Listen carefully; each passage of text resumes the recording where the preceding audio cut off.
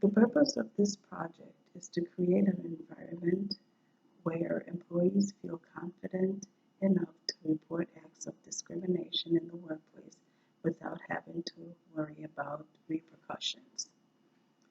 In recent years, companies have been aggressively incorporating diversity, equality, and inclusion programs into their work environment to address concerns of inequality, diversity, and inclusion. Some organizations have invested millions to show that they are committed to improving the workplace for all.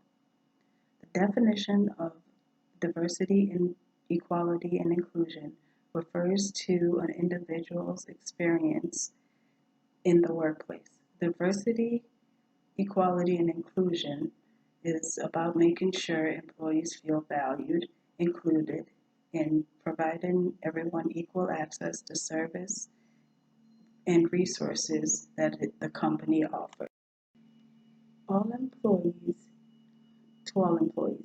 Inclusion and equality involves eliminating discrimination and encouraging balance. Diversity, equality, and inclusion do not focus on any one particular topic. Diversity, equality, and inclusion focuses on all three topics, which includes discrimination in the workplace. The difference between this research and diversity, equality, and inclusion is that this research addressed the core of discrimination by going to the source of the complaint and working through any biases, misinformation, or misunderstanding. The federal agency Equal Employment Opportunity Commission, the EEOC, enforces federal laws that applies to discrimination against a job applicant or an employee. The protected class includes a person's race, color, religion, sex, including pregnancy, gender identity, and sexual orientation. National origin, age 40 or over, disability, and genetic information. The EEOC reported that in 2018, Wisconsin workers reported 938 cases of discrimination in the workplace. Due to the numbers of claims that dissolved after mediation, there is no real data on whether discrimination happened and who the instigator was. Most often, the employees are the ones who loses out and is considered a disruptive employee. My theory is that discrimination can be controlled or eliminated if the process of reporting the act was better handled. Someone reports an incident, the claim should be taken seriously. There should be an investigation before the employee is deemed as not credible and before the employee is then considered disruptive. There are different types of discrimination: age, sex, race, disability, and many more. Systematic discrimination is a pattern of behavior that have become a part of organizational policies, procedures, and practices that creates or perpetrates a disadvantage for a racialized person. Avoiding the issue does not remove the act, does not ensure employees' trust in their organization that the right steps will be taken. I conducted 3 interviews, two women, one white, one black, and a white man. All 3 worked in different sectors of the work industry: education, healthcare, and real estate. All 3 individuals were asked the same question. The first interview, the person I interviewed, the black lady, she works for the UW healthcare system in one of their administration office. When asked about her experience with discrimination, she responded, yes, once I was at Best Buy to purchase a laptop computer. and I was not approached for any assistance even after looking around for several minutes. I felt it was because I was black and perceived as not being able to afford the Apple computer that I was looking at. I left Best Buy and made my purchase at the Apple Store. Historically, Best Buy is best known as having marketing to a specific type of customers, which are white middle class techie type customers.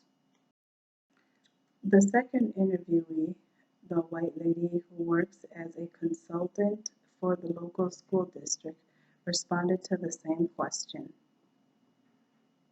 Have you ever been discriminated against? Please describe briefly. Yes. As a woman living in a Latino country, I was often dismissed by men in professional setting as not having an equal say in decision making, possibly also because I was from the state and not a native. I really can't write about this without saying that I am very aware of my white privilege as that has protected me from a lot of discrimination faced by people of color, especially women. The third interview, the white man who works in real estate, and also answered the same question and said yes. Based on my appearance, I was excluded from participating in an event. From the three interviewed, when asked if they think discrimination can be addressed and controlled, they all stated yes. All three believed that discrimination in the workplace could be controlled. I then asked, do you think discrimination can be addressed and controlled? The first interviewee responded, encourage people to follow moral standards, adhere to employees' code of conduct, and live their life with integrity. The second interviewee said, absolutely. It requires that people who traditionally are not the victims of racism is addressed and not accept the status quo as long as anyone is a victim. The third person responded, yes, with the proper attitude and approach. The best way to take control of any situation is by addressing any potential problems. Employees can evaluate possible discrimination policies within their organization, reviewing how company recruits candidates should be a focal point. Companies should be open to the ideas of hiring a diverse range of individuals and making sure their guidelines to ensure equal pay based on position, experience, and seniority. Policies, practices, and decision-making process, formal or informal, can potentially result in barriers that exclude a few selected individuals. When reviewing or developing systems, keep in mind that you want your policies to be designed in a way that includes all individual differences and not only reflects the dominant core culture of the organization. Organizational cultures can have their own internal culture, which, if not inclusive, can marginalize or alienate racialized persons. Organizational cultures, if value a particular style of doing things over another way, could undervalue a different but equally effective method that is used by a racialized person. While doing this research, one of the fascinating things that I learned was about birth certificates. In the early 1900s, birth certificates was used as a weapon against blacks and Native Americans to enforce segregation and prevent racially mixed marriages. Between 1912 and 1946, Walter Pelfer, Virginia's Registrar of Vital Statistics, was determined that the blood stayed pure. African American, white American, Native Americans, and the race of identity to secure the race of identity in Virginia. Today, birth certificates are still being used as a weapon, except now it's being used against transgender people through government mandated identity. In 2015, the Supreme Court ruled that same sex couples are entitled to marry on the same terms and conditions as opposite sex couples. In 2017, the court stated that those same terms must extend to equality in the birth certificate.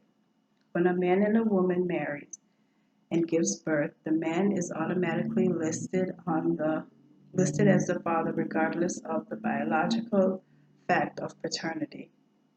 When two women marry and a child is born under the same circumstances, the spouse is not listed.